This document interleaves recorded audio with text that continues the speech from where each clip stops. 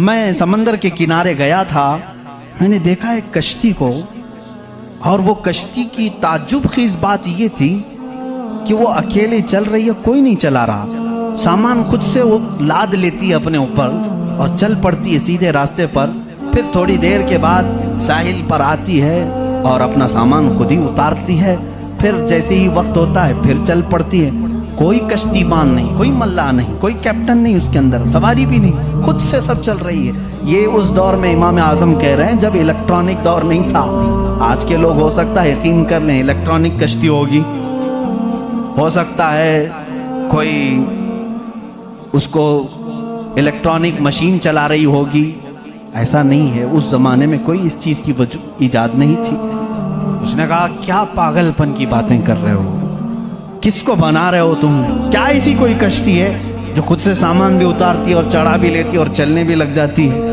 امام اعظم ابو حنیفہ رحمۃ اللہ علیہ نے فرمایا اتنا تیرا دماغ چلتا ہے کہ کوئی کشتی سمندر پر بغیر چلانے والے کے نہیں چلتی، یہ پورے دن اور رات کا نظام اور لوگوں کی موت و حیات کا نظام، زمین سے پودوں کو نکالنے کا نظام، برابر وقت پہ موسم کے آنے کا نظام بغیر کسی کے چلائے کیسے چل سکتا ہے؟ کبھی اس میں تاخیر تم نے دیکھی؟ کبھی تم نے یہ دیکھا کہ رات ہوئی ہی نہیں؟ کبھی تم نے دیکھا کہ دن ہوا ہی نہیں؟ وہ اپنے وقتوں پر ساری چیزیں چلا رہا ہے۔ عزیزان گرامی، ان تمام چیزوں میں ایک نشانی ہے اس کے وجود کی، اسی لیے اللہ رب العزت نے سورہ اخلاص میں یوں فرمایا قل هو اللہ احد، اے محبوب آپ فرما دے وہ اللہ ایک ہے۔ اب ایک ہونے کی نشانیاں بھی بہت ہیں، ایک ہونے کی نشانیاں بھی بہت ہیں۔ ہم بچپن میں پڑھتے تھے، ہمارے پاس ایک ہمارے والد کتاب پڑھاتے تھے، اس میں ایک سوال ایک بوڑھی عورت سے کسی نے کیا تھا کہ بڑی بھی تم نے اللہ کو ایک مانا ہے؟ کہا ہاں بالکل۔ وہ چرخہ سیلتی تھی، چرخہ جس میں کپڑے سلے جاتے ہیں۔ مولوی صاحب نے پوچھا کیا دلیل ہے کہ کوئی نظام کو چلا رہا ہے، کوئی ہے خدا؟ اس نے کہا میری مشین یہ سب سے بڑی دلیل ہے میرے لیے۔ کہا کیسے؟ کہا یہ جو چکر کاٹتی ہے مشین، جب تک میں پاؤں ہلاتی نہیں یہ چرخہ چلتا نہیں۔ یہ نظام شمسی پورا بغیر کسی کے چلائے کیسے نہیں چلتا؟ کہا اچھا ٹھیک ہے، بڑی عقل مند عورت ہے، مشین کو ہی اللہ کی نشانی سمجھ لیا تو نے۔ اس عورت سے انہوں نے دوسرا سوال کیا، اچھا چلو ٹھیک ہے کوئی تو ہے چلانے والا، یہ کیوں کہتی ہو کہ وہ ایک ہی ہے؟ کہا چلو ٹھیک ہے اس کی بھی نشانی میری یہ مشین ہے، اس کی نشانی بھی میری یہ مشین ہے۔ کہا کیسے؟ کہا چلو میں ادھر سے چلاتی ہوں تو ادھر سے چلا، بیٹھ جا میرے سامنے، میں ادھر سے چلاتی ہوں تو ادھر سے چلا، پھر دیکھتے ہیں کپڑے کی حالت کیا ہوتی ہے۔ کپڑا جو ہے ہو سکتا ہے لیڈیز کی بجائے جینز کا ہو جائے، جینز کی بجائے لیڈیز کا ہو جائے، کچھ کا کچھ بن جائے۔ کیوں؟ انہوں نے کہا بات تو صحیح ہے۔ اس بوڑھی عورت نے کہا میں نے اپنے چرخے سے ہی یہ دین سیکھا کہ اگر کائنات میں ایک کے بجائے دوسرا ہوتا تو جھگڑے ہو جاتے۔ ایک خدا کہتا میں بارش برساؤں گا، دوسرا کہتا نہیں نہیں میں دھوپ ڈالوں گا، تیسرا کہتا نہیں میں ٹھنڈی لاؤں گا۔ ان کے جھگڑوں میں پھر کائنات کا نظام درہم برہم ہو جاتا، لیکن نظام برابر برابر چل رہا ہے۔ اس بات کی دلالت ہے کہ چلانے والے دو نہیں ایک ہی ہیں، دو نہیں ہے ایک ہی ہے۔ اگر دو ہوتے اسی کو اللہ نے قرآن میں فرمایا لو کان فیہما آلہۃ الا اللہ لفسدتا، اگر زمین و آسمان میں دو خدا ہوتے اللہ کے علاوہ، رب فرما رہا ہے ضرور اس میں فساد ہو جاتا، ضرور فساد ہو جاتا۔ اس لیے کہ ایک جو عقل سے ہمارے درمیان ہم نے دیکھا ہے جو چلا سکتا ہے وہ دو لوگ نہیں چلاتے، دو لوگوں کی ذہنیت الگ ہو جاتی۔ اب اس کو فلسفے میں آئیں گے جس کو فلسفی کہتے ہیں، یہ بھی ایک علم ہے۔ فلسفی لوگوں کے دماغ کے اعتبار سے بھی ہم نے اس کو ثابت کیا۔ اگر دو ہیں، پہلی بات آپ کے دماغ میں یہ ہونا چاہیے کہ خدا وہ ہے جو کسی کا محتاج نہیں۔ اتنی بات تسلیم کرتے ہو؟ جو کسی کا محتاج نہیں۔ جب یہ فارمولہ تمہارے دماغ میں ہے تو آپ دو کو لے کر کے آؤ، دو کو لاؤ گے تو دونوں کا دماغ ایک ساتھ نہیں چلے گا، یا تو پھر مشورے سے چلیں گے۔ مشورہ کرے گا تو ایک دوسرے کا محتاج ہوگا، اور جو محتاج ہوگا وہ خدا نہیں ہوگا۔ مثال کے طور پر دونوں بیٹھے ہیں، چلو آج میٹنگ کرتے ہیں کل بارش کریں گے، تو ظاہر سی بات ہے ایک نے دوسرے کو پوچھا تو پہلا والا دوسرے کا محتاج ہوا کہ نہیں؟ اب خدا کے بارے میں ہمارا تصور یہ ہے وہ اپنے کاموں میں کسی کی شراکت نہیں چاہتا، کوئی شریک نہیں ہے اس کا۔ اب اگر شریک ہو گیا تو اس کی فضیلت کہاں ہے؟ ایک ہونے میں جو فضیلت ہے وہ دو میں ہے نہیں، ایک ہونے میں جو فضیلت ہے وہ دو میں ہے نہیں۔ اسی لیے ہم لاکھوں کروڑوں کے سامنے سر جھکانے والوں سے کہتے ہیں مان لو ایک ہی کو تسلیم کرو، اس لیے کہ جتنے ادیان ہیں دنیا میں تقریباً سب کے ہاں ایک تصور ہے خدا کا تصور۔ ایتھیزم کو چھوڑ کر کے میں باقی سب کی بات کروں، ہندوؤں کے نظریات میں بھی خدا کا تصور ہے، کوئی تو ہے، ایک بھگوان کے کچھ بھی نام لیں۔ عیسائیوں کے مذہب میں یہی ہمارے رب ذوالجلال کا تصور ہے، خدا کا وہ بھی یقین کرتے ہیں، یہودی بھی خدا کو مانتے ہیں، سکھوں کے ہاں بھی ہے، تقریباً دنیا میں جو بھی ریلیجیس ہے کسی مذہب کو مانتا ہے ان سب مذہبوں میں خدا کا تصور ہے۔ لیکن اب یہ جھگڑا ہے کہ ماننے میں کون خدا ہے کون نہیں ہے۔ یہاں تک تو سب متفق ہیں، ہے کوئی تو ہے، لیکن یہاں آ کر کے چوک جاتے ہیں کہ کس کو ماننا چاہیے کس کو نہیں۔ اسی لیے میرے عزیزو، اسلام نے وہ نشانیاں رب ذوالجلال کے واحد ہونے کی اور اس کے طاقتور ہونے کی رکھی ہیں جس کو آج تک دنیا انکار نہیں کر سکی، اور قرآن کے اس معجزے کو آج تک کوئی چیلنج نہیں کر سکا۔ میں سائنسدانوں سے بھی کہتا ہوں، آپ کو ایک بات یہ بھی میں بتا دوں، ابھی 18ویں صدی کی بات ہے، 18ویں صدی میں امریکہ کا سفر کرنے والے ایک سائنسدان نے ایک نئی چیز کا انکشاف کیا۔ اٹلانٹک اوشین میں یا سمندر کے ایک حصے میں ایک ایسی جگہ ہے جو بالکل ہی ڈارک ہے، ڈارک سپیس اس کو کہتے ہیں، یعنی وہاں روشنی بالکل نہیں، سورج کی ایک کرن بھی وہاں نہیں آتی، اتنا وہاں پر اتنی وہاں تاریکی ہے۔ یہ کب؟ 18ویں صدی میں، یعنی آج سے 200 سال پہلے کی بات ہے۔ اس نے انکشاف کیا، دنیا کو بتایا میں نے ایک ایسی جگہ دیکھی، بہت ہی ڈارک ہے، بہت اندھیرا ہے۔ وہ جب واپس آیا تو علماء ربانیین نے سورہ نور کی قرآنی آیتیں پڑھی۔ اللہ فرماتا ہے کہ اذا اخرج یدہ لم یکد یراہ ومن لم یجعل اللہ لہ نورا فما لہ من نور۔ اللہ فرماتا ہے ہم نے کائنات میں ایک ایسی جگہ رکھی ہے کہ اس پہ اندھیریوں پر اندھیریاں ہیں، اگر تم ہاتھ بھی نکالو گے تو ہاتھ بھی نظر نہیں آئے گا، ہاتھ بھی نظر نہیں آئے گا۔ یہ کہاں کا؟ یہ علم البحر جس کو کہتے ہیں، سمندروں کا علم رکھنے والا جو پوری زندگی سمندروں کی کھوج میں لگا دیا، وہ لا کر کے بتایا۔ اس نے سوچا میں بہت بڑا تیر مارا ہوں، لیکن جب بتایا قرآن پڑھنے والوں نے کہ یہ تو قرآن میں ہے، اللہ فرما رہا ہے ایک ڈارک سپیس ہے کائنات میں جہاں تم ہاتھ بھی نکالو گے تو نہیں نظر آئے گا، اتنا ڈارک ہے۔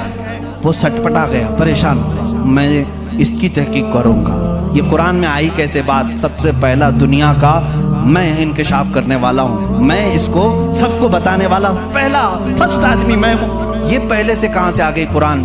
پھر وہی دو باتیں میں بتاتا ہوں میرے عزیزو، اس کو بھی یہی جھٹکا لگا کہ یہ قرآن اس زمانے میں نازل ہوا جب سائنس کا وجود نہیں تھا، اور اس پر نازل ہوا جس کو دنیا میں کسی نے سکھایا نہیں تھا۔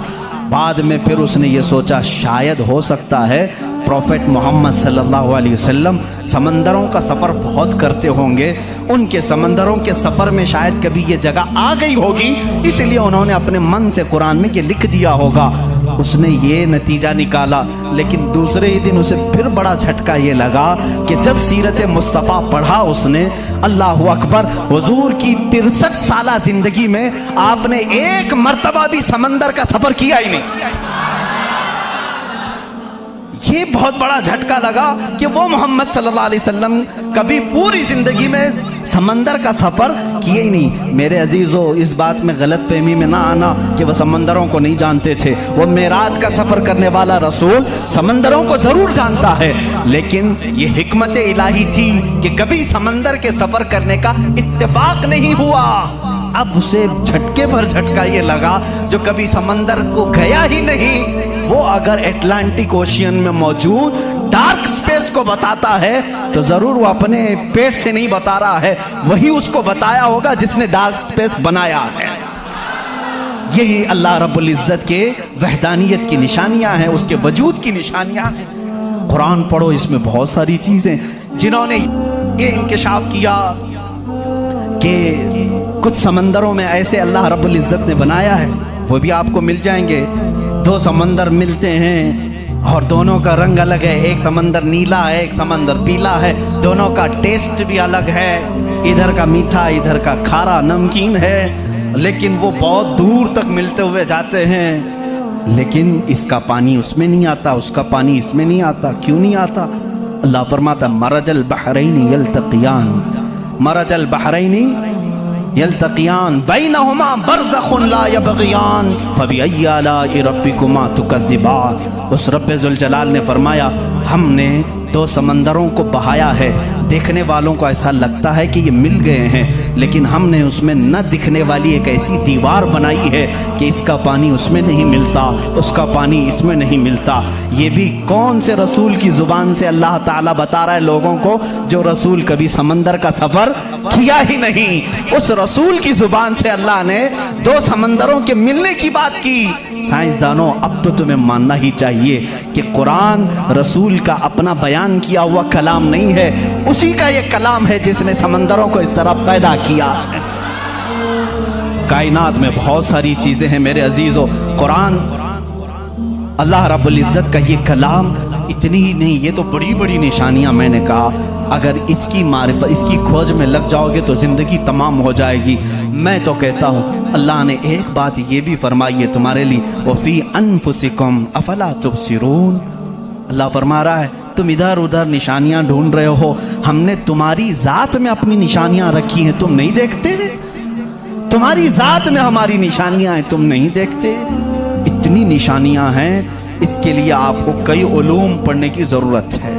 ظاہر سی بات ہے انسان کے ایک ایک پارٹ پر جو ریسرچ کرتا ہے وہ اپنے وقت کا ایک بڑا ڈاکٹر بنتا ہے۔ خالی صرف دل پر جس نے ریسرچ کیا وہ کارڈیالوجی ہے، جو صرف کڈنی پر ریسرچ کیا وہ نیفرولوجی ہے، اور جو صرف رگوں کو دیکھا ہے وہ نیورولوجی ہے۔ پارٹ پارٹ پر انہوں نے پوری زندگیاں ختم کی، پورے انسان کو پڑھا کس نے؟ آج کون پڑھا ہے؟ اسی لیے امام اعظم ابو حنیفہ رحمۃ اللہ علیہ نے فرمایا من عرف نفسہ فقد عرف ربہ، جس نے صرف اپنی ذات کو پہچان لیا وہ اپنے رب کو پہچان لیا۔ تمہارے جسم میں جس طرح کی چیزیں اللہ نے بنائی، ڈاکٹر سے جا کر کے پوچھو کہ ہمارے جسم کے اندر کا جو نظام ہے، ایک بار جو نس کٹ گئی 1000 ڈاکٹر مل کر کے وہ نس نہیں قائم کر پاتے۔ یہ رگوں کا سلسلہ ایسا ہے، اور فرمایا گیا بلکہ تحقیقات بتاتی ہیں ہمارے جسم کے اندر موجود یہ نسوں کو رگوں کو نکال کر کے اگر بچھا دیا جائے کئی 1000 کلومیٹر لمبی ہو جائیں گی، کئی 1000 کلومیٹر لمبی ہو جائیں گی۔ یہ نسوں کا اتنا لمبا سفر ہو جائے گا، اتنا سارا مواد اللہ نے تمہارے جسم میں رکھا۔ اور رب تعالیٰ یہ فرماتا ہے، مفاہیم آیات میں بیان کر رہا ہوں، کبھی آپ نے سوچا ہم نے زبان سے جو جو چیزیں کھائی، اللہ اکبر، میں ایک بڑے محقق کے حوالے سے کہتا ہوں، روٹی کو انہوں نے کہا تمہاری روٹی تمہارے کھانے اللہ کی نشانیاں ہیں۔ میں نے پوچھا روٹی بھی نشانی ہے اللہ کی؟ کہا ہاں۔ تم ایک روٹی کو کہاں کہاں سے حاصل کرتے ہو؟ اناج کھیت سے لیا، فصل جب آئی اس کو کٹایا، پسایا، آٹا بنایا، پھر گھر میں لایا، گوندھنے کے لیے دیا، آٹا گوندھا گیا، روٹیاں بیلی گئیں، توے پر رکھی گئیں، بن گئی۔ کتنی منزلوں سے گزری، کھیت سے آئی، پسائی میں گئی، گندھائی میں گئی، پکائی میں گئی، اب اس کے بعد ریڈی ہو کر تمہارے برتن میں آئی۔ اس کے بعد تم نے کیا کیا؟ اب تک سب تمہارا اختیار چل رہا ہے، تم اپنی مرضی سے کر رہے ہو۔ گیہوں کا لانا ہے، جو کا لانا ہے، جوار کا لانا ہے، کس کا لانا ہے، تمہاری مرضی۔ آٹے سے کتنا گوندنا ہے، نرم گوندنا ہے، موٹا گوندنا ہے، تمہاری مرضی۔ روٹی موٹی پکانی ہے، پتلی پکانی ہے، تمہاری مرضی۔ روٹی پک جانے کے بعد 4 ٹکڑے کرنے، 5 ٹکڑے، 2 ٹکڑے، تمہاری مرضی، سب تمہاری مرضی ہے۔ اس کے بعد تم چبا کر کے کھا گئے، उस रोटी को चबाकर खा गए, निगल गए। ये रोटी जब हलक से उतर गई, अब तुम्हारी मर्जी नहीं है। उस एक ही रोटी से गोश्त भी बनता है, उसी एक रोटी से खून भी बनता है, उसी एक रोटी से मनी भी बनती है, उसी एक रोटी से पीप भी बनता है, उसी एक रोटी से कफ और बलगम भी बनता है, उसी एक रोटी से सब चीजें बन जाने के बाद हमारे फुजलात भी निकलते हैं। मैं नहीं समझ पाया। ऐ मेरे अजीजों, मुझे बताओ, एक रोटी लो, उसके एक टुकड़े से तुम गोश्त बना के दिखाओ, दूसरे टुकड़े से तुम खून बना के दिखाओ, तीसरे टुकड़े से तुम पीप बना के दिखाओ, चौथे टुकड़े से तुम बलगम बना के दिखाओ, नहीं कर सकोगे। इसलिए कि सिर्फ गूंदने पकने तक तुम्हारी मर्जी चलती है, हलक से नीचे उतर जाने के बाद खुदा कदीर व जब्बार का निजाम चलता है। तुम्हारे रिस्क में उसकी निशानियां हैं। कौन है जो बनाता है हमारे जिस्म के अंदर इस रोटी से हमारे जिस्म का हिस्सा? पूछो, जाकर किसी से भी पूछो, ये हमारा जिस्म मोटा ताजा गोश्त कैसे बन गया? ये खाने अच्छे खाओगे, इससे बन गया। हमने कहा हम खाने काजू बादाम भी खा रहे हैं तो भी गोश्त बन रहा है, रोटी खा रहे हैं तो भी गोश्त बन रहा है, चावल खा रहे हैं तो भी गोश्त बन रहा है। और खून ऐसा लिक्विड है कि बाजार में मिलता नहीं, किसी इंसान का ही लेना पड़ता है। इसको कौन बनाया है? कहा इसको भी रोटी से ही बनाया है, काजू बादाम से ही बनाया है, फलों से ही बनाया है। हम पूरी दुनिया की ग़िज़ाएं लाकर चक्की में पीस करके भी खून का एक कतरा नहीं पैदा कर सके, लेकिन वो रब्बे ज़ुल जलाल हमारे लुक़मे के नीचे जाते ही निज़ाम को शुरू फरमा दिया है। कैसा वो निज़ाम है, कैसा वो निज़ाम है। ऐ मेरे अजीज़ों, इसीलिए मेरा मौला फरमाता है फी अनफुसिकुम अफला तुबसिरून, तुम्हारी ज़ात में मेरी निशानियां हैं, क्यों तुम नहीं देखते? क्यों तुम नहीं देखते? आपको अगर मैं ज़ातियात, नफ्सियात, तबईयात, ये जो उलूम हैं, इस पर गुफ्तगू करूं तो एक बड़ा अलग टॉपिक हो जाएगा। अल्लाह ताला ने इस निज़ाम को कैसे बैलेंस रखा है जानते हैं आप? कभी आपको मालूम है हमारे कानों में एक अलाइनमेंट होता है, जैसे व्हील अलाइनमेंट करते हैं, हमारे दोनों कानों के बीच में एक कतरा छोटा सा अल्लाह ने रखा है, ये बैलेंस को बरकरार रखता है। जो सनकी होते हैं, जिनको कहते हैं पागल हो गया, झोले खाता रहता है, ये कौन लोग हैं जानते हैं आप? जिनको कभी कभार फीट्स आ जाती है, चलते चलते आड़े टेढ़े हो जाते हैं, ये कौन है? जिनका सिर्फ वो कानों के बीच का एक कतरा भी हिल गया, तुम्हारा बैलेंस नहीं बिगड़ जाएगा। तुम खड़े कैसे होते हो? दो पैरों पर सीधे खड़े रहते हो, जब तक चाहो खड़े रहो, चलना चाहो तो सीधे चलते हो। अगर वो बैलेंस चूक गया, जैसे कार व्हील अलाइनमेंट छूटने से इधर उधर जाने लगेगी, तुम्हारे पैर लड़खड़ाने शुरू हो जाएंगे। इस एक हल्के कतरे से अल्लाह ने तुम्हारे पूरे वजूद को रखा है। तुम्हें टेढ़ा करने के लिए सिर्फ उस कतरे को जुम्बिश देने की जरूरत है, सिर्फ जुम्बिश देने की जरूरत है। मैंने साइंस की एक तहकीक पढ़ी, अल्लाह अकबर, हैरत होती है। उन्होंने ये तहकीक करके बताया, ये जो तुम्हारी पलकें झपकती हैं, खुलती भी हैं, झपकती भी हैं, जानते हैं आप ये कितनी हल्की हैं और किसी को एहसास भी नहीं होता कब झपकी कब खुली, किसी को एहसास नहीं होता। कहा इसके अंदर कौन सी ताकत है? क्या रबर है, मैग्नेट है, कैसे ये कैसे होती है? इसको एक साइंसदान ने कहा कि अगर किसी की पलक झपकना छूट जाए, नहीं झपक सकती, तो उसको बिल्डोजर से खींच के भी बंद नहीं कर सकोगे, इतनी ताकत लगा करके भी उसे बंद नहीं कर सकोगे, ऐसा फ्लेक्सिबल, ऐसा रबर है। और अगर बंद हो गई तो खोल भी नहीं सकोगे, पूरी ताकत लगा के टूट के फट जाएगा ये पलक, खुलेगी नहीं, नहीं खुलेगी। झपक गई तो वही रह गई, खुली तो बंद नहीं होगी। पूरी दूसरी कोई भी अल्टरनेट ताकत से अगर तुम चाहो इसको बंद करना या खोलना, नहीं कर सकोगे।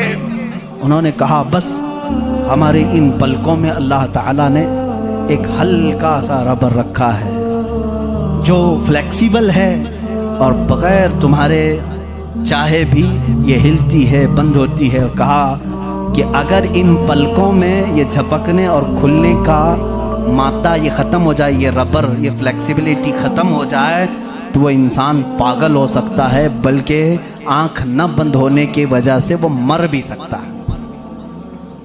वफ़ी अनफुसिकुम अफला तुबसिरून। हम इन तमाम नेमतों को समझ नहीं पाते, बल्कि दिन में हजारों बार झपकते हैं, खोलते हैं, एहसास नहीं है इस नियामत का। अगर ये बंद होना खत्म हो जाए या बंद हो गई, खुल ना सके तो क्या कर ले जाओगे? कुछ नहीं कर सकते। बल्कि मेरे अजीजों, तुम्हारे जिस्म पर मौजूद ये रोंगटे, ये बाल भी अल्लाह की अलामत है, निशानियां हैं। जानते हो, बाल सब एक ही तरह के हैं, लेकिन अभी 2 ही दिन कबल मैं पढ़ रहा था, जहन क्या है जाता नहीं इन चीज़ों की तरफ, क्योंकि मामूल पे चल रहे होते हैं। एक साहब ने मुझसे सवाल किया कि हजरत, बाल जो है हमारी आंखों पे भी हैं, पलकों में, और ऊपर भौं पे, आईब्रो भी है, और बाल सर पे भी हैं और दीगर जगहों पर हैं। सर के बाल और दीगर जगहों के बाल बढ़ते हैं, ये बाल बढ़ते क्यों नहीं? बाल सेम है, बाल सेम है, ये बढ़ते नहीं, और ये बढ़ते ही रहते हैं, इनको जितना काटो बढ़ते ही रहते हैं। ऐसा क्या है? अल्लाह अकबर। उस दिन मुझे हैरत हुई, मैंने कभी इस चीज पर तवज्जो नहीं की, कभी नहीं सोचा। हो सकता है आपका ज़हन न गया हो। पढ़ने पर एक मुहक्किक ने यह भी लिखा है, देखने में ये सारे बाल एक तरह से, इन बालों में सारी चीजें एक ही तरह की हैं। देखने में ये काले हैं तो वो भी काले हैं, कुव्वत भी इनकी सेम है, लेकिन अल्लाह रब्बुल इज़्ज़त ने उन बालों में बढ़ने का खून रखा है, इन बालों में बढ़ने वाला खून आता तक नहीं है, आता तक नहीं। अजीज़ान गिरामी, उसकी ये निशानियां हैं बहुत सारी, इसकी तहकीकात फिर किसी मौके पर मैं अर्ज करूं। और पेट के अंदर मौजूद चीजें जो अपना निज़ाम खुद ब खुद चला रही हैं, नहीं चला सकोगे, नहीं चला सकोगे। दिल जितनी मर्तबा ये धड़कता है, इसके अंदर जो प्रेशर है, कहा गया है ये जो खून को दबा करके जिस्म में फैलाता है, इसके मुतालिक साइंस ये कहता है इतना प्रेशर है कि दुनिया में किसी फव्वारे पे, किसी फाउंटेन में इतना प्रेशर नहीं होगा जितना दिल में प्रेशर है। और ये इतनी तेजी से एक बार पंप करता है कि खून पूरे जिस्म में नाखून तक आ जाता है। एक बार के पंप पर, एक बार इस तरह दिल ने दबाया खून को बाहर, तो खून नाखून तक पहुंचता है, इतना प्रेशर उसके अंदर है। अमेरिका की एक लेबोरेटरी में एक पाकिस्तानी आलिम दीन गए थे, कार्डियोलॉजी थे वो डॉक्टर, वो एक आलिम को लेकर के गए, और कार्डियोलॉजी नहीं, रेडियोलॉजी भी गालिबन कुछ है, जिसमें आवाजें सुनने का आला होता है, एक मशीन होती है जिस्म के अंदर हरकत करने वाली हर आवाज को उसमें सुना जा सकता है।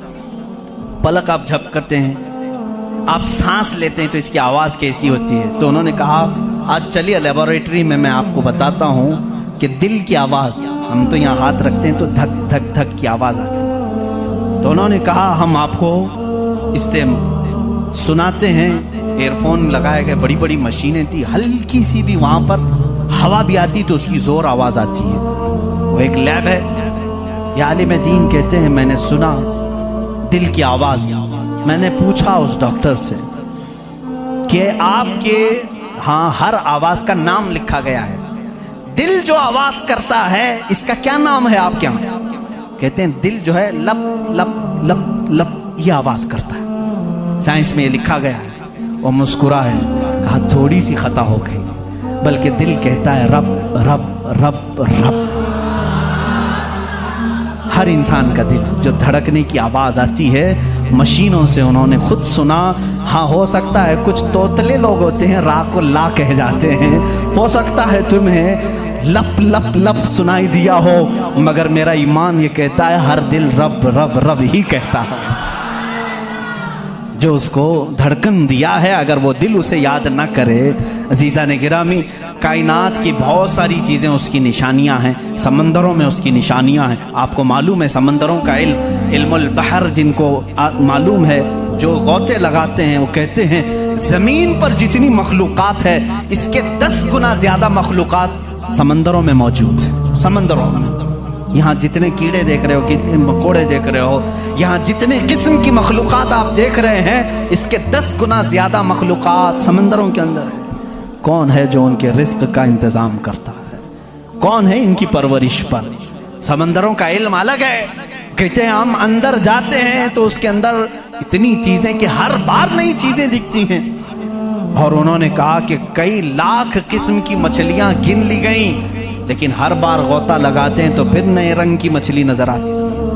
ان کو رنگ دیتا کون ہے اس کے اندر؟ عزیزان گرامی، سمندروں کے علم میں لوگوں نے کہا اس کی گہرائیوں میں کیا کیا موجود ہے. کچھ باتیں تو عقل تسلیم کرتی ہیں، جیسے آپ کو میں نے کہا سمندر میں مچھلیاں ہیں، اندر پیڑ پودے بھی ہیں، آپ سب تسلیم کریں گے، ہوتے ہوں گے. مخلوقات ہیں، ہاں ہوتے ہوں گے، سب ہوتے ہوں گے. لیکن ایک قرآن کے فرامین تفاسیر میں یہ کہا گیا ہے سمندر کے اندر آگ بھی ہے. اب کہاں سے تسلیم کرو گے؟ سمندر کے اندر آگ ہے، کیسے تسلیم کرو گے؟ ظاہر سی بات ہے تم انکار کرو گے. پانی اور آگ ہو ہی نہیں سکتا، اور وہ بھی پانی ہلکا پھلکا پانی نہیں، سمندر کا جوشیلا پانی. اور یہاں پر اسلام میں یہ باتیں کہی گئی ہیں کہ سمندر کے اندر آگ ہے. لیکن یہ دنیا کو اس وقت نظر آ گیا جب سونامی آئی تھی. انڈونیشیا میں جو ساحل پر سونامی کی لہریں جنہوں نے دیکھی، جس کی رفتار 2000 کلومیٹر پر آر تھی، 2000 کلومیٹر پر آر کی رفتار سے وہ پانی چل رہا تھا، اور اس کی ہائٹ جو موجوں کی وہ 200 فٹ اونچی تھی. 200 فٹ اونچی لہریں 1000 کلومیٹر پر آر کی رفتار سے جب جا رہی تھی تو مشاہدہ کرنے والوں نے یہ کہا جب وہ لہریں چلتی تھی تو پیچھے آگ کے شعلے نکلتے تھے، سمندر میں آگ کے شعلے نکلتے تھے. آج سائنس اس بات کو تسلیم کر چکا ہے، سمندر میں کئی ایسے پہاڑ ہیں جو آتش فشاں ہیں، جن کو وولکینو کہا جاتا ہے. آگ اگلنے والے پہاڑ ہیں، آگ اگلنے والے پہاڑ ہیں. وہ کئی مہینوں میں اور سالوں میں اپنے اندر موجود آگ کو باہر اگلتے ہیں تو سمندر میں طغیانی آ جاتی ہے، سمندر کے اندر موجوں کی بھنور آ جاتی ہے. یہ تمام چیزیں آج سائنس کہہ رہا ہے، میرا مولا قرآن میں اس چیز کو بیان فرما رہا ہے. جبکہ پھر میں آپ کو بتا رہا ہوں قرآن اس ماحول میں اترا جب سائنس نہیں تھا، اور اس رسول پر اترا جو سمندروں کا سفر نہیں کیا تھا. اللہ تبارک و تعالیٰ نے پہاڑوں کے علم کے متعلق قرآن میں بیان فرمایا، ستاروں کے علم کے متعلق، سمندروں کے علم کے متعلق، زمین کا یہ جیو فزک ہو، آسٹرونومی ہو، ستاروں کا آسٹرولوجی ہو، علم الفلکیات ہو، اس کے بعد نباتات، یہ پیڑ پودوں کے علم کے لیے بھی قرآن موجود ہے. اللہ رب العزت ان کے متعلق بھی فرما رہا ہے، ان کے جوڑ بنائے گئے. آج دنیا یہ کہہ رہی ہے کہ ایک پیڑ کو دوسرے پیڑ سے لگاتے ہیں تو پھل اچھے آتے ہیں، پھل اچھے آتے ہیں. یہ حدیث پاک میں ملتا ہے. مدینہ طیبہ میں کلمی کرتے تھے صحابہ اس وقت کھجوروں کی. عزیزان گرامی، پیڑ پودوں کی جب تحقیقات ہوتی ہیں تو اب اس پر بھی سائنس حیران ہے کہ ہم نے پھولوں کو دیکھا، یہ پھول جب کھلتے ہیں تو اس میں اچانک آ کر کے پینٹ کون کر جاتا ہے، یہ رنگ کون ڈالتا ہے. ہم نے درختوں کو ہرا ہی دیکھا ہے، ہرے ہی ہوتے ہیں، لیکن جب پھول نکلتے ہیں تو یہ رنگ آتا کہاں سے ہے. اس کی تحقیق کرتے کرتے ڈالیوں کو لوگوں نے چیر دیا، پتوں کو پھاڑ دیا، لیکن پھول کا رنگ پورے درخت میں کہیں نہیں پایا، کہیں نہیں پایا. ان پودوں کو اور ان پھولوں کو کون رنگ دیتا ہے؟ بلکہ حد تو یہ ہے میرے عزیزو، اس کی سب سے بڑی چیز یہ نشانیوں میں سے یہ بھی ہے کہ پیڑ پودوں کو تم لہلہاتے ہوئے آج دیکھتے ہو، ان کی پیدائش پر کیا تم نے غور و فکر نہیں کیا؟ یہ کیسے پیدا ہوتے ہیں، کیسے نکلتے ہیں؟ اللہ اکبر. ان کو تم نے زمین کے اندر بو دیا تھا، مٹی ڈال دی تھی اور اس پر پانی ڈال کر برابر کر دیا تھا، لیول کر دیا تھا، اور اچانک دوسرے دن تیسرے دن جا کر دیکھتے ہو وہ زمین کا سینہ چیر کر باہر آیا ہوا ہے. اتنا ہی نہیں، وہ چھوٹا سا کومپل نکلا ہوا پودا باہر آتا ہے. اب وہ کتنی چیزوں کو فیس کرتا ہے، ہواؤں کا بھی مقابلہ کر رہا ہے، طوفان بھی آ رہے ہیں، لیکن وہ پودا وہیں لگا ہی لگا ہے. چھوٹے پودے کو بڑی سے بڑے طوفان ہلا کے نہیں کر سکے. کون ہے وہ ہلکے پودے کی حفاظت کر رہا ہے. بڑی بڑی ہواؤں سے وہ بڑی بڑی طاقتوں کو اڑا لے جانے والی ہوائیں آتی ہیں، لیکن ہلکے پودے کی حفاظت ہو رہی ہوتی ہے. وہ فصلیں لانے تک کون ہے ان کی حفاظت کرتا ہے. قرآن میں 20वें पारे की शुरू की आयतें पढ़ोगे आपका यकीन ताज़ा हो जाएगा। अम्मन खलक़स समावाति वल अर्द व अंज़ल लकुम मिनस समाई माअ फ़अंबतना बिही हदाइक़ ज़ात बहजा मा लकुम अन तुंबितू शजरहा अ इलाहुम मअल्लाह। क्या अल्लाह के सिवा कोई है? अल्लाह फरमाता कौन है जिसने ज़मीन को तुम्हारे लिए करार बनाया? कौन है जो ज़मीन को फाड़ करके उसमें नहरें बनाया? कौन है जो तुम्हारे लिए आसमानों को छत बनाया? कौन है जो इसमें से तुम्हें रंग बिरंगे पौधे निकालता है? क्या अल्लाह के सिवा कोई है? अ इलाहुम मअल्लाह। इस तरह की 5 आयतें जिसमें सवाल है अ इलाहुम मअल्लाह, क्या अल्लाह के सिवा कोई है? अब मेरे अजीज़ों, मैंने आसमानों की बात की, ज़मीनों की बात की, गैलेक्सी की बात की, पेड़ पौधों की बात की, समंदरों की बात की, बल्कि मैंने तुम्हारे ज़ात की भी बात की। तुम्हारे जिस्म में मौजूद हर अज़ू, हर पार्ट अल्लाह की निशानी है, अल्लाह की निशानी है। तुम में से कोई भी एक अज़ू दूसरा डुप्लीकेट बना नहीं सकता। बनेगा तो साफ नज़र भी आएगा। आँख चाहे तो बकरे की लगा लो, लेकिन दिखाई कुछ भी नहीं देगा। इस आँख के अंदर जो चीज़ मौजूद है वो दूसरा इसकी कॉपी कर नहीं सकता। रोबोट तो बहुत बना लिए, लेकिन जीने वाला, फीलिंग रखने वाला इंसान दूसरा तख्लीक नहीं किया जा सका। बल्कि वो कुरान में अल्लाह चैलेंज कर रहा है, तुम तो इंसानों के अभी ये कह रहे हैं कि जनीन बनाए जा रहे हैं, यानी हम डुप्लीकेट इंसान बनाने की कोशिश कर रहे हैं। यहूदी इस पर रिसर्च कर रहे हैं, लेकिन मौला तो फरमा रहा है कि ये एक मक्खी भी बना नहीं सकेंगे। 17वें पारे का आखिरी सफ़ा है जिसमें रब तबारक व तआला फरमाता है कि लन यख्लुकू ज़ुबाबन वला इज्तमऊ लह, ये सारे के सारे मिल करके एक मक्खी नहीं बना सकेंगे। ज़अफ़त तालिबु वल मतलूब, ये कितने ही कमज़ोर किस्म के लोग हैं जो दूसरी तख्लीक की बात कर रहे हैं। इसीलिए मेरे अजीज़ हो, जब कोई बना नहीं सकता, इसीलिए इस्लाम ने कहा अपने हाथों से भी कोई जिस्म न बनाओ, इसलिए कि तुम खुदा बनने की कोशिश कर रहे हो। बनाना किसी के जिस्म को सिर्फ काम है, अल्लाह का काम है। अपने हाथों से कोई चीज़ तामीर, यानी शक्ल और सूरत वाली कोई भी चीज़ ना बनाओ जो अल्लाह की तख्लीक है। ऐसी चीज़ें जिसमें जान है, जो चलती फिरती हैं, इन चीज़ों को बनाने के लिए मना इस्लाम ने इसीलिए किया कि तुम कुदरत की तशबीह चाहते हो, अल्लाह रब्बुल इज़्ज़त की बराबरी करना चाहते हो, तुमसे ये मुमकिन भी नहीं हो सकेगा। देखते हो आज हमारे यहाँ नाटक है, हमारे यहाँ लोगों का अंधविश्वास हम देख रहे हैं। बेवकूफ़ी की हद हो गई आज भी कि लोग अपने हाथों से जिसको बनाए। मैं आपको बनाऊं, खुदा कौन है, तुम्हारा यकीन क्या होना चाहिए और दुनिया क्या चाहती है, मैं सबको खुलेआम मैसेज दे रहा हूँ, सबके लिए। कुछ लोग ये समझते हैं हमको खुदा बनाना पड़ेगा, पैसे लाना पड़ेगा, बना नहीं सकते तो मार्केट में जाना पड़ेगा, लाल पीला काला नीला खुदा खरीद करके लाना पड़ेगा, और उसके हाथ भी होंगे, 4 होंगे कि 5 होंगे कि 6 होंगे, ऐसे हाथों वाला हमको लाना पड़ेगा। कैसे? अरे वो खुदा चल के भी नहीं आएगा, उसको उठा करके लाना पड़ेगा, बैठेगा खुद नहीं, बिठाना पड़ेगा, सोएगा खुद नहीं, सुलाना पड़ेगा, और उठेगा भी खुद नहीं, उठाना पड़ेगा, और उसे वो डूबेगा भी खुद नहीं, डुबाना पड़ेगा, टूटेगा भी खुद नहीं, तोड़ना पड़ेगा, खाएगा कुछ नहीं, उसे जबरदस्ती खिलाना पड़ेगा लोगों को दिखाने के लिए। लोगों ने अगर अपने दिमाग से इसको खुदा समझा है तो मैं कहता हूँ मुसलमान का अकीदा ये है, मैं मजबूर हूँ, मैं अगर नहीं सो सकता तो वो सुलाता है, मैं अगर उठ नहीं सकता तो वो उठाता है। मैं खुदा को उठाता नहीं, मैं खुदा को बिठाता नहीं, बल्कि मेरा अकीदा ये है खुदा मुझे बिठाता है, खुदा मुझे चलाता है, खुदा मुझे सुलाता है, खुदा मुझे खिलाता है, खुदा मुझे पिलाता है। जब मुझे भूख लगे तो वो खिलाता है, जब मैं नंगा हूं तो वो पहनाता है, जब मेरी जान चली जाए तो वो मेरा हिसाब करता है। हम उस खुदा की तस्लीम, उस खुदा का अकीदा रखते हैं कि हम मोहताज हैं, वो मालिक व मुख्तार है। अकीदा ये हो अपने हाथों से बनाई हुई चीज को, अरे तुम्हें तो फख्र करना चाहिए। आज तू खुदा बना बैठा है, उसको फख्र से देखो, कहो अरे तू क्या खुदा है, मैं ही तो बनाया हूं तुझे।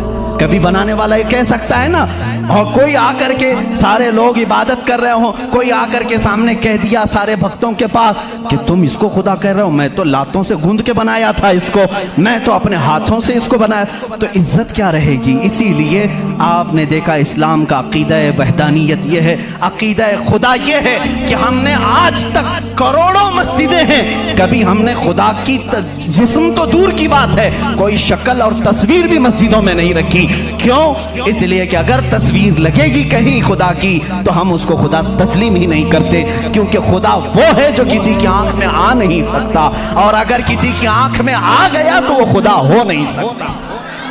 जो आंख में आ गया वो खुदा हो नहीं सकता। सिर्फ और सिर्फ दुनिया में इस्लाम वो है जो बगैर देखे उसकी बारगाह में झुक जाता है। दुनिया सामने देख करके झुकती है और मोमिन बगैर देखे उसके सामने झुकता है। यही तुम्हारी सबसे बड़ी सिफत है ईमान वालों, जो कुरान कहता है युमिनून बिल गैब, ये वो बंदे हैं जो गैब पर ईमान लाते हैं। अब यहाँ आखिरी बात मैं करने आता हूँ, मेरा वक्त तवील हो गया। ऐ मौला तेरी निशानियाँ बहुत हैं, आसमान तूने बनाया, ज़मीन तूने बनाया, सितारे तेरे हैं, समंदरों का इल्म तूने इंसानों को दिया, सब कुछ तूने बनाया, लेकिन मेरा अकीदा, मेरा विजदान ये कहता है एक कायनात में सबसे बड़ी अगर कोई निशानी है तो वह मोहम्मद रसूलुल्लाह की ज़ात है। फिर भी इसीलिए कहा मक्का के वो कुफार पूरी कायनात के सबसे बड़े काफिर हैं कि अल्लाह की सबसे बड़ी निशानी को देख करके भी ईमान नहीं ला सके, इसलिए कि वो रसूल ही बजाते खुद अल्लाह की एक ऐसी निशानी है। चेहरा व दुहा है, जुल्फें व लैल है, और दस्ते मुबारका और गले का नरम व नाजुक अंदाज ये है कि इंसान देख करके हैरत में रह जाता था। मुस्तफ़ा करीम सल्लल्लाहु अलैहि वसल्लम की ज़ात पर जब मैं गुफ्तगू करूँगा इंशाअल्लाह ये बताऊँगा मेरे अजीज़ों कि कायनात में सबसे बड़ी निशानी मेरे नबी की ज़ात है, मेरे आका की ज़ात है। और ये भी आपको तस्लीम करना पड़ेगा, आज हम जो झुक रहे हैं मस्जिदों में बगैर खुदा को देखे हुए, किसने बताया कि खुदा है? अगर वो मोहम्मद ना होते तो हमको खुदा का इदराक भी ना होता। इसीलिए हम कहते हैं, मैं मानता हूँ अक्ल वालों मेरा मोहम्मद खुदा नहीं है, मगर दिलों में ये नक्श कर लो कि वो खुदा से जुदा नहीं है। वाखिर दावाना अनिल हम्दुलिल्लाहि रब्बिल। पार्ट 3 देखने के लिए चैनल को सब्सक्राइब करें और बेल आइकन को भी दबा लें, जिससे आने वाली वीडियो की नोटिफिकेशन सबसे पहले आपके पास पहुँचे।